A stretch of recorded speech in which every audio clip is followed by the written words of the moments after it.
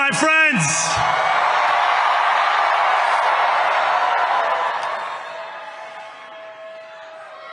The sun may have set over our city this evening, but as Eugene Debs once said, I can see the dawn of a better day for humanity. For as long as we can remember, the working people of New York have been told by the wealthy and the well-connected that power does not belong in their hands. Fingers bruised from lifting boxes on the warehouse floor, palms calloused from delivery bike handlebars, knuckles scarred with kitchen burns. These are not hands that have been allowed to hold power. And yet, over the last 12 months, you have dared to reach for something greater. Tonight, against all odds, we have grasped it. The future is in our hands. My friends, we have toppled a political dynasty.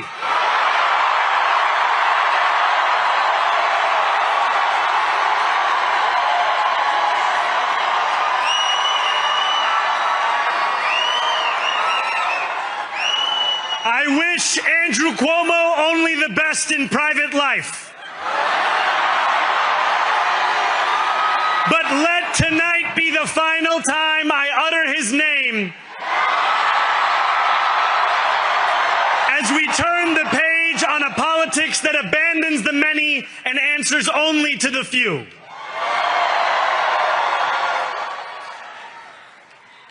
New York, tonight you have delivered a mandate for change, a mandate for a new kind of politics, a mandate for a city we can afford, and a mandate for a government that delivers exactly that. On January 1st, I will be sworn in as the mayor of New York City.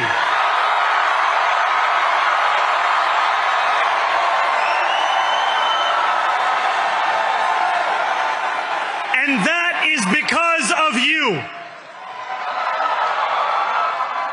So before I say anything else, I must say this. Thank you.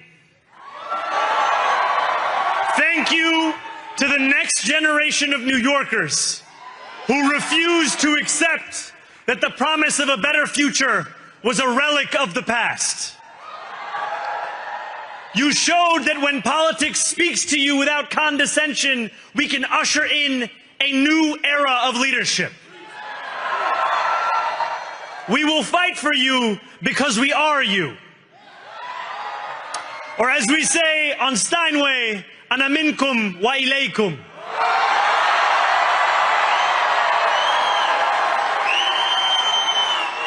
Thank you to those so often forgotten by the politics of our city who made this movement their own. I speak of Yemeni bodega owners and Mexican abuelas, Senegalese taxi drivers and Uzbek nurses, Trinidadian line cooks and Ethiopian aunties. Yes, aunties. To every New Yorker in Kensington and Midwood and Hunts Point, know this. This city is your city, and this democracy is yours too. This campaign is about people like Wesley, an $11.99 organizer I met outside of Elmhurst Hospital on Thursday night. A New Yorker who lives elsewhere, who commutes 2 hours each way from Pennsylvania because rent is too expensive in this city. It's about people like the woman I met on the BX 33 years ago, who said to me, I used to love New York, but now it's just where I live.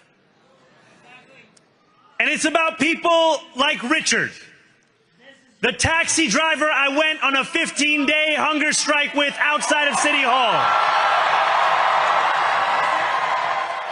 who still has to drive his cab 7 days a week. My brother, we are in City Hall now.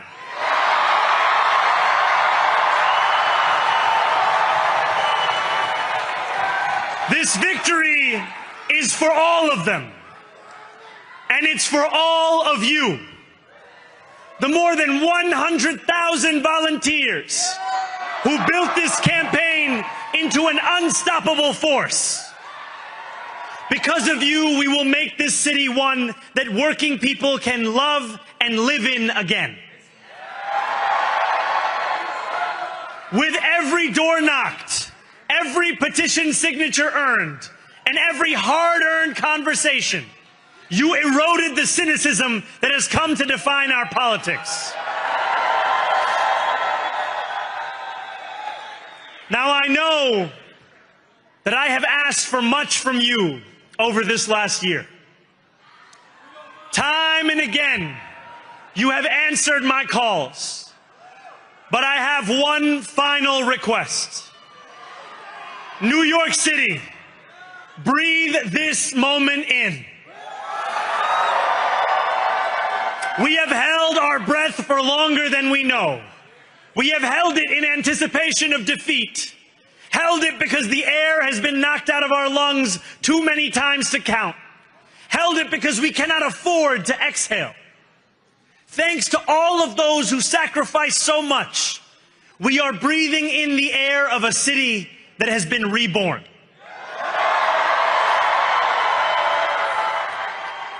To my campaign team, who believed when no one else did, and who took an electoral project and turned it into so much more, I will never be able to express the depth of my gratitude. You can sleep now. To my parents, Mama and Baba, you have made me into the man I am today. I am so proud to be your son. And to my incredible wife, Rama,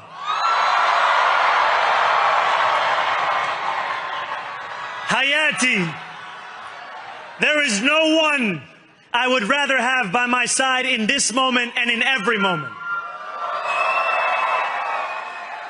To every New Yorker, whether you voted for me, for one of my opponents, or felt too disappointed by politics to vote at all, thank you for the opportunity to prove myself worthy of your trust.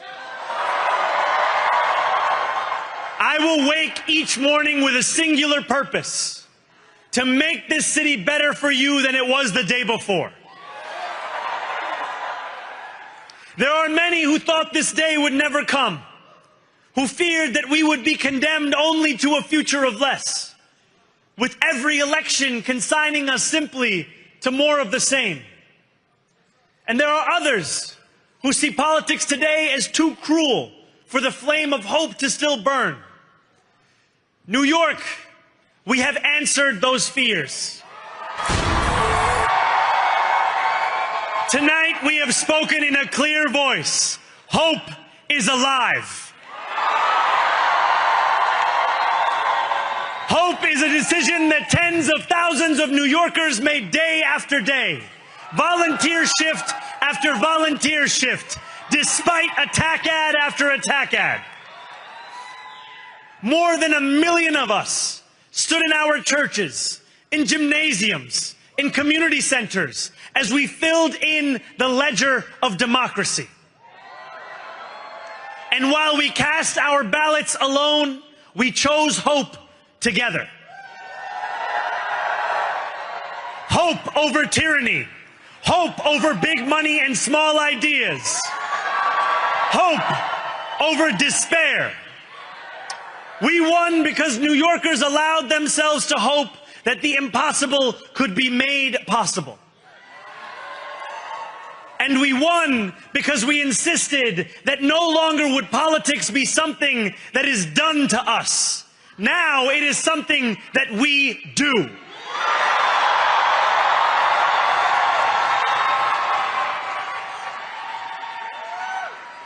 Standing before you, I think of the words of Jawaharlal Nehru. A moment comes but rarely in history when we step out from the old to the new, when an age ends and when the soul of a nation long suppressed finds utterance. Tonight we have stepped out from the old into the new.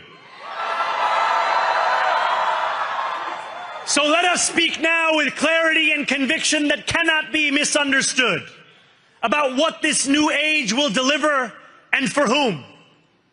This will be an age where New Yorkers expect from their leaders a bold vision of what we will achieve, rather than a list of excuses for what we are too timid to attempt. Central to that vision will be the most ambitious agenda to tackle the cost of living crisis that this city has seen since the days of Fiorella LaGuardia.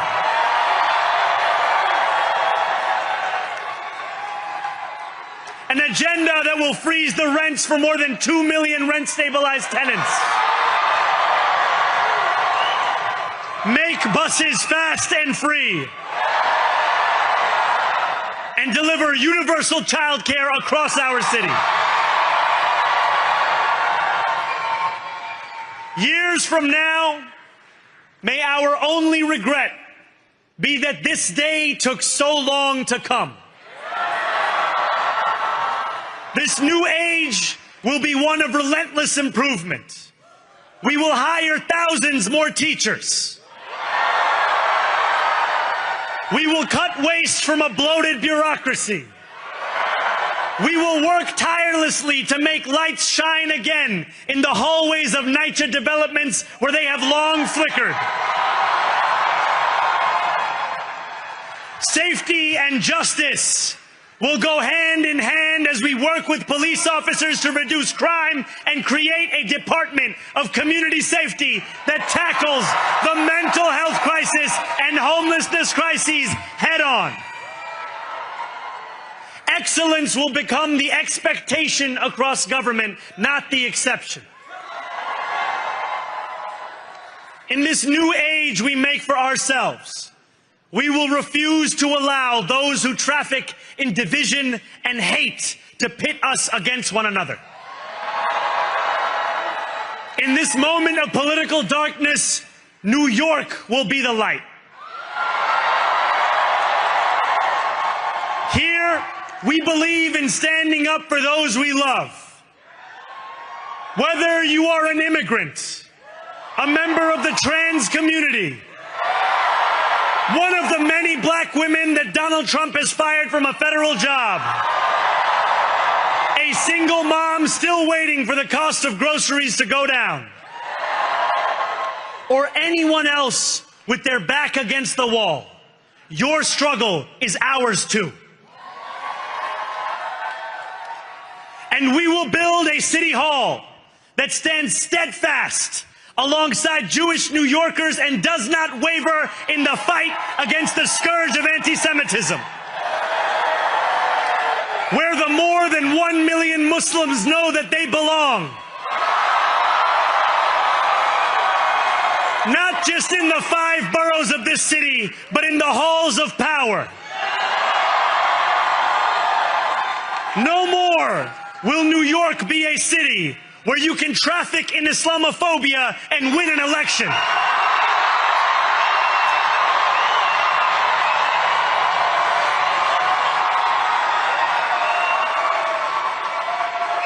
This new age will be defined by a competence and a compassion that have too long been placed at odds with one another. We will prove that there is no problem too large for government to solve and no concern too small for it to care about.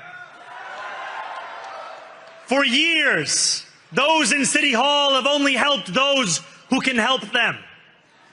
But on January 1st, we will usher in a city government that helps everyone. Now I know that many have heard our message only through the prism of misinformation. Tens of millions of dollars have been spent to redefine reality and to convince our neighbors that this new age is something that should frighten them.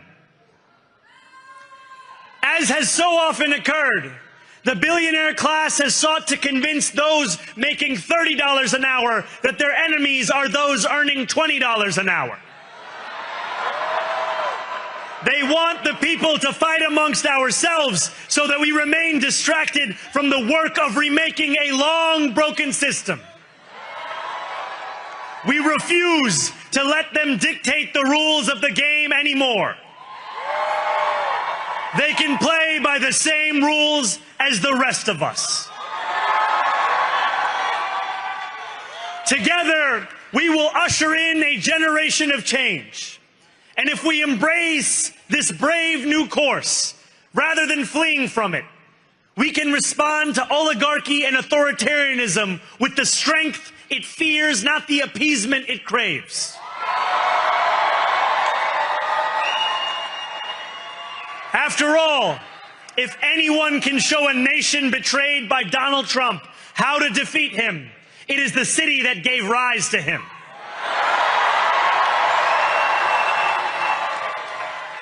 And if there is any way to terrify a despot, it is by dismantling the very conditions that allowed him to accumulate power. This is not only how we stop Trump, it's how we stop the next one. So Donald Trump, since I know you're watching, I have 4 words for you. Turn the volume up.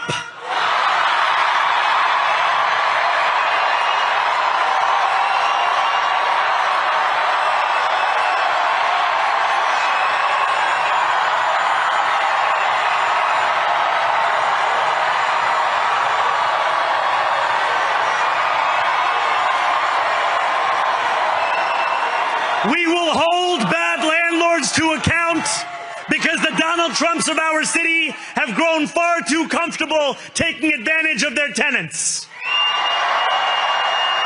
We will put an end to the culture of corruption that has allowed billionaires like Trump to evade taxation and exploit tax breaks. We will stand alongside unions and expand labor protections because we know, just as Donald Trump does, that when working people have ironclad rights, the bosses who seek to extort them become very small indeed. New York will remain a city of immigrants, a city built by immigrants, powered by immigrants, and as of tonight, led by an immigrant.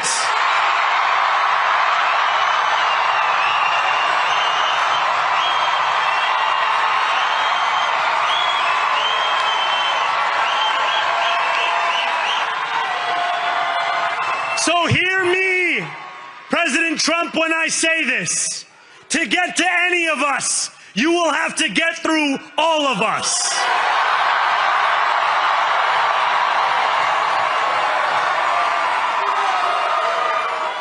When we enter City Hall in 58 days, expectations will be high. We will meet them. A great New Yorker once said that while you campaign in poetry, you govern in prose. If that must be true, let the prose we write still rhyme, and let us build a shining city for all. And we must chart a new path, as bold as the one we have already traveled. After all, the conventional wisdom would tell you that I am far from the perfect candidate. I am young, despite my best efforts to grow older. I am Muslim. I am a democratic socialist. And most damning of all, I refuse to apologize for any of this.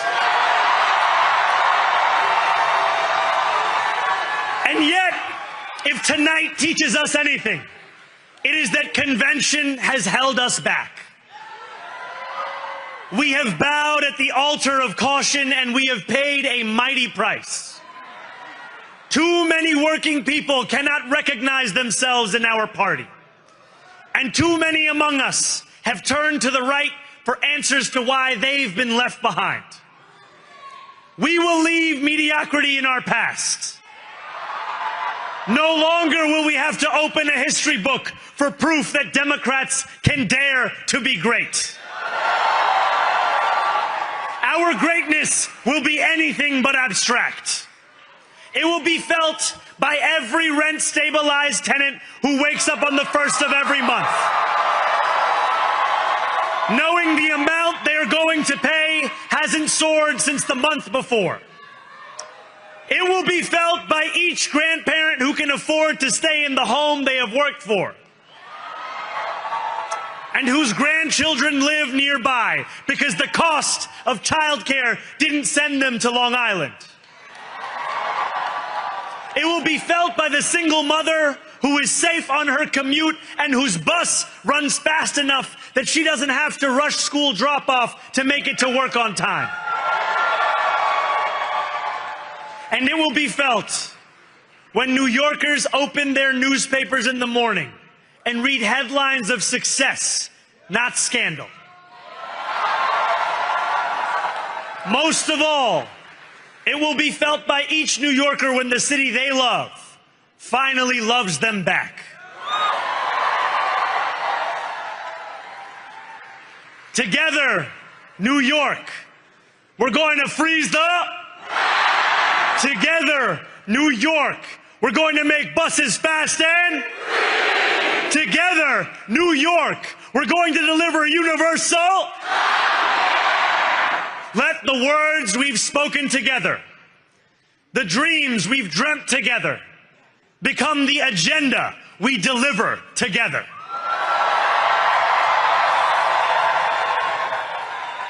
New York, this power, it's yours. This city belongs to you. Thank you.